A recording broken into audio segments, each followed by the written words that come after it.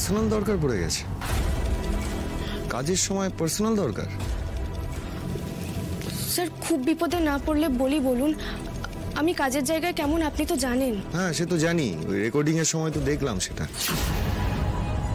Anyways, আমার manager যদি আমার সঙ্গে না যায় তাহলে এই কন্ট্রাক্টের ক্লজ টসগুলো নিয়ে কি আলোচনা করবে?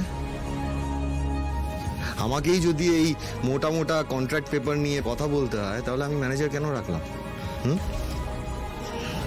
সরি স্যার, খুব সরি, আমি সত্যি খুবই দুঃখিত।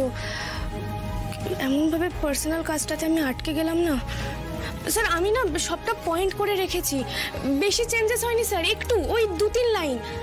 আমি আপনাকে ওগুলো সোজা ভাষায় লিখে টেক্সট করে দিয়েছি স্যার।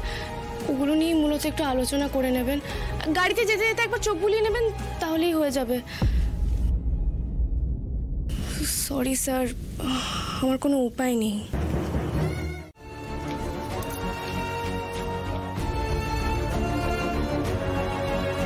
আরশির এই রূপটা তো আগে কখনো দেখিনি। কাজ ফেলে চলে যাচ্ছে, আমি এত কিছু বলার পরেও ভ্রুক্ষেপই করলো না। কোথায় যাচ্ছে? ওই ছেলেটার কাছে কি? তাই হবে, অন্য কিছু ওর জীবনে ঘটলে তো আমি জানতে পারতাম, শুধু এই ব্যাপারটা আমি জানি না। তার মানে নিশ্চয়ই ওখানে যাচ্ছে, কিন্তু ওই ছেলেটা কে? ওর সাথে আশির কি সম্পর্ক? ওর সাথে আশির কি এমন পার্সোনাল কাজ? আমাকেই খোঁজ নিতে হবে।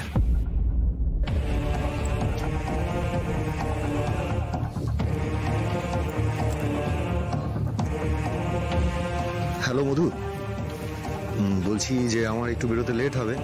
তুমি এক কাজ করো, তুমি অ্যাড অফিসে পৌঁছে যাও। না না সেরকম কিছু না, আমার একটা পার্সোনাল কাজ পড়ে গেছে, আমি ওটা সেরেই আসছি। হ্যাঁ হ্যাঁ হ্যাঁ ঠিক আছে, রাখছি।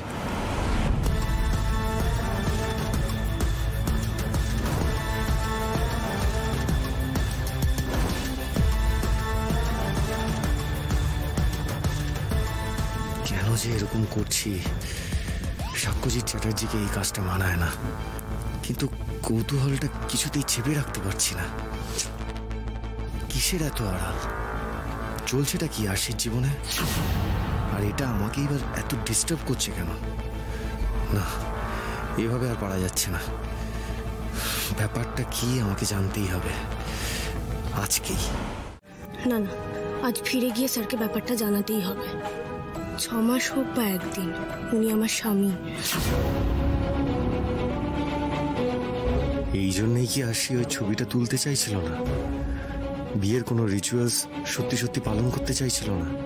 ঠাম্মিকে শর্ত দিয়ে রেখেছিল, বাট তাই যদি হবে তাহলে সেটা বলেনি কেন আমায়? আমার জীবনেও তো মধুবনী ছিল, ওর জীবনেও অন্য কোনো পুরুষ থাকলে আমি অন্যভাবে হ্যান্ডেল করতাম ব্যাপারটা। লুকোলো কেন? শুধু সমাজের জন্য নয়, হাজার হোক ওনার নামে আমি সিঁদুর পরি। ওনাকে না জানিয়ে এইভাবে রূপমদার সাথে দেখা করতে যেতে আমারই এত অপরাধ বোধ হচ্ছে। স্যারকে যদি বুঝিয়ে একবার বলতে পারতাম না, তাহলে এত কিছু হতো না। উনি ঠিক একটা ব্যবস্থা করে দিতেন। রূপমদাকে টাকা দিয়ে হোক, অন্য জায়গায় একটা কাজের ব্যবস্থা করে দিয়ে হোক, কিছু একটা করে হোক, উনি ঠিক আমাকে মানসিক টানাপোড়েনটার মধ্যে পড়তে দিতেন না। কিন্তু কি করব? কেন লুকোবে ও কিছু আমার থেকে? আমাকে এইভাবে শক দেবার কোনো অধিকার নেই। নো নো নো নো, এসব আমি কি ভাবছি? ওর ব্যক্তিগত জীবন নিয়ে আমি এত ভাবছি বা কেন? আমার তো ভাবার কথা নয়। না, কেন ভাববো না? আমার জীবনটা তো খোলা পাতা, ও সব জানে। তাহলে ও কেন এত আড়াল করেছে আমার থেকে? ও যখন তখন আমার লাইফে ইন্টারফেয়ার করেছে, আমার জীবন বাঁচিয়েছে, আমার প্রফেশন বাঁচিয়েছে, এমনকি আমার আর মধুবনীর সম্পর্কের মধ্যেও ঢুকে পড়েছে। মধুবনী আমাকে ঠকাচ্ছিল, ওর চোখে আঙুল দিয়ে দেখিয়ে দিয়েছে। আর ওর জীবনে যে একটা পুরুষ রয়েছে সেটা জাস্ট আমি জানিই না। আমার সাথে মিটিংয়ে যাওয়ার বদলে ও ওই ছেলেটার সাথে দেখা করতে যাচ্ছে। কি ভেবেছে ও দয়া করছে আমার উপর? স্যারের সাথে সম্পর্কটা গিয়ে এমন জায়গায় ঠেকলো যে এত ব্যক্তিগত কথা আলোচনা করাই যাচ্ছে না।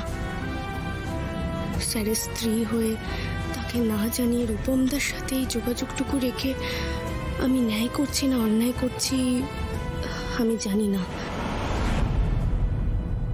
তবে আমার পুরনো মাস্টার মশাই মরণাপন্ন রোগী, আজ তার ধুম জ্বর। এটা শোনার পরেও যদি আমি না আসতাম তাহলে নির্ঘাত অন্যায় করতাম।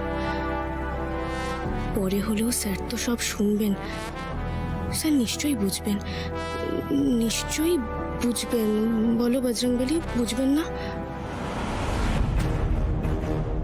ও ধূমকেতুর মতো এসে আমার জীবন ওলট পালট করে দিয়ে চলে যাবে আর আমাকে ফেলা ফেলা করে দূরে রাখবে, ঢুকতেই দেবে না ওর লাইফে। আমি সাক্ষ্যজিৎ চ্যাটার্জি, ওর এই অডাসিটি আমি মানব না, মানতে পারছি না আমি।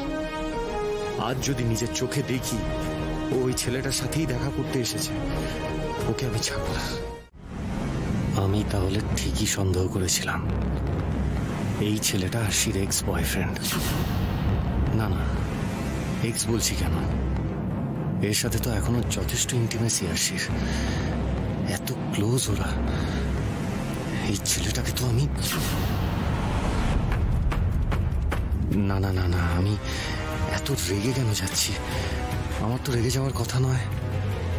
আরশির ব্যক্তিগত জীবন থাকতেই পারে, আমারও তো আছে, আমি রাখবো কোন অধিকারে? না, কেন রাখবো না, কেন রাখবো না আমি? এই দৃশ্যটা যদি আমি না দেখে কোনো মিডিয়ার লোক দেখতো তাহলে কি হতো? এতটা ইররেসপন্সিবল আরশি কি করে হতে পারে? কেন করছে ও এসব? কেন আমাকে এভাবে ডিস্টার্ব করছে? না, এইভাবে এখানে বেশিক্ষণ থাকা ঠিক হচ্ছে না, কেউ দেখে ফেলতে পারে আমায়। কিন্তু আরশি থাকো এখানে।